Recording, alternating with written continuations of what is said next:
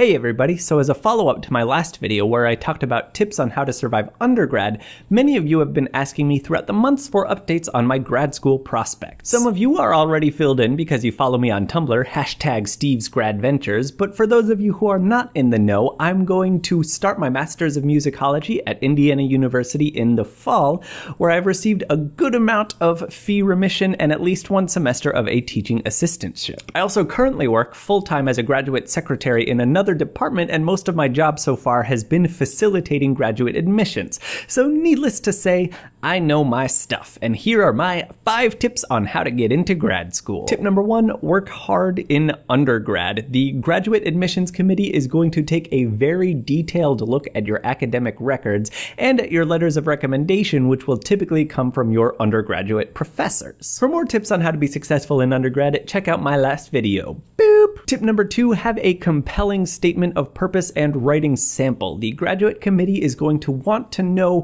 what you intend to do there, how good you are at it now, and that department will be a good place to do it. You do work a lot more closely with professors at the graduate level, so they're going to want to know that you're going to be a good person to work with. So do your research to find out what the department is already doing and professors that are doing stuff that you're interested in, and prove that you are going to be a good part of that team. Tip number 3, if you are particularly interested in a specific department or school, get in contact with the professors there in advance of the admission season. Even arrange a visit if you can, because the more that these professors know you, the more the admissions process becomes kind of just a formality, because all they really want to know is that you're going to be a good student for them to have. Plus, this will give you the opportunity to get a more detailed look at the department and figure out whether that's even the place that you want to be, because you really do get the final say in whether you go there, and you want it to be an educated decision. Tip number 4, and I know you're gonna hate this, do well on standardized tests. If you live domestically or in an English-speaking country, the most important one of these is probably gonna be the GRE,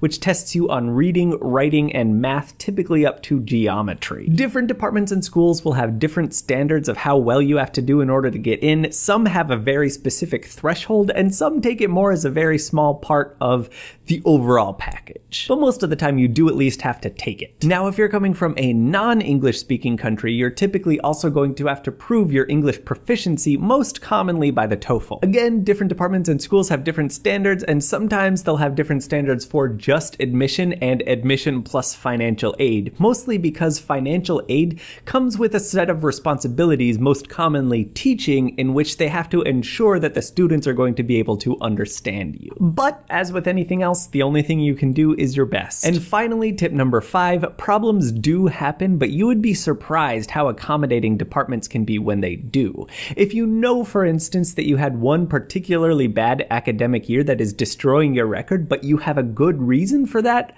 most applications will have a mitigating circumstances form or something of the like where you get to explain your case. And if you have a compelling case, they can probably look past it. Sometimes, though, you are going to be the one making mistakes on your application, and while some departments will blacklist people who can't follow directions, most of them are correctable. My only tip here is to be responsible and accessible when the department is trying to work these problems out with you, and especially be respectful to everybody in the entire process, especially the secretary, who is probably the one who's going to input this information for you. Being nice and being responsible will get you a very long way with secretaries, I promise. Hey everybody, so while I was editing, I noticed that my video cut out after saying that, which is fine because my tips are all done. I just wanted to say, please do leave in the comments what you thought of my tips. Or if you have any others of your own, leave them too, and I'm always accepting more suggestions for future videos about these sort of adult life transitions that I'm going through at the moment. Please do remember to give this video a thumbs up, to share and subscribe. Also check out my other channel, The Listener's Guide, where I talk about classical music. I'm trying to put out one video every month, but that's turning out to be very hard to do as a one-man operation between my full-time job and contracts for other videos that I'm making about classical music and the like. But I'm really enjoying it, and I hope that you will too. I hope you all are having a good week, and I will see you all next week.